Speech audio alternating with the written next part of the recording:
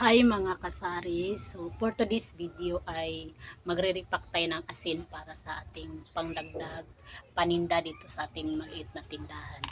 Pang 5 piso lang po siya mga kasari. Ire-repack ko siya para sa tag 5 piso. Ito po. Ayan po yung asin natin.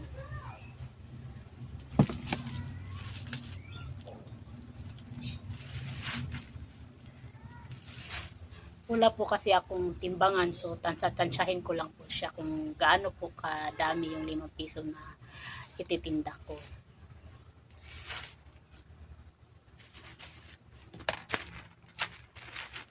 Ayan. Pwede na to siya mga kasaris para sa 5 piso. Yung iba nga po mas konti pa po dito. Kaso sa akin, dami-damihan ko na lang konti.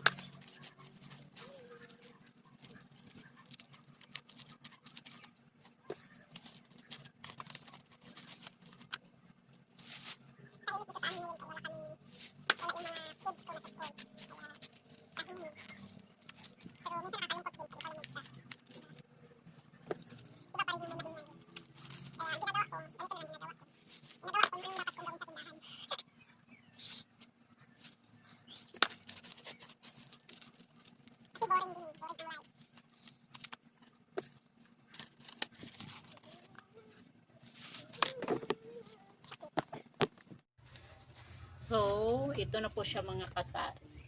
Konti na lang pero feeling ko po hindi po kasya yung plastiko dahil 3 na lang natitira.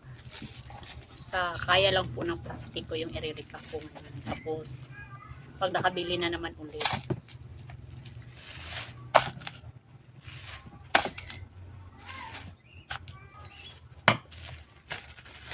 Kasi hindi ako nakabili ng plastic noong nakaraang araw. Pumunta ako sa palengke. Kalimutan ko po bumili ng ganitong plastic. Pero marami na rin naman po ako nagawa.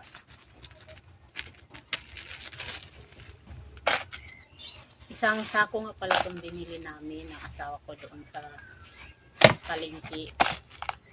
Tapos, yun, nire-repack ko lang siya ng pakunti-kunti. Ng tagli 5 piso. Ngayon, konti na lang natira. Siguro, isang repack na lang to. Matagal na rin to mga kasari. Dahan-dahan lang. Pag naubos, yun, mag-repack.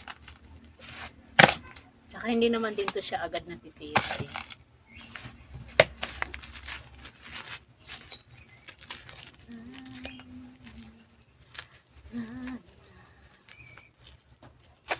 Yan.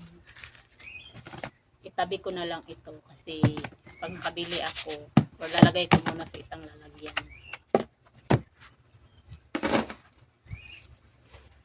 So, ito na po siya lahat.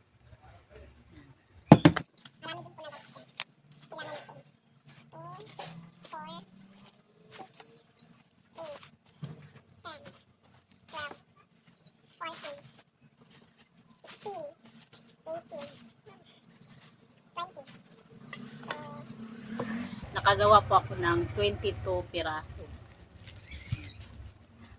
Tapos taga 5 piso. Pagkano na yun? Sa 110. So, ito po mga kasari ay maganda din pong pangdagdag benta sa ating maliit na tindahan. Kahit pa 5 piso lang, so pag naiipon din, di ba? At saka mas maganda pag madali lang siya maubos. So, hanggang dito lang po ang video natin. See you to my next video. Bye-bye.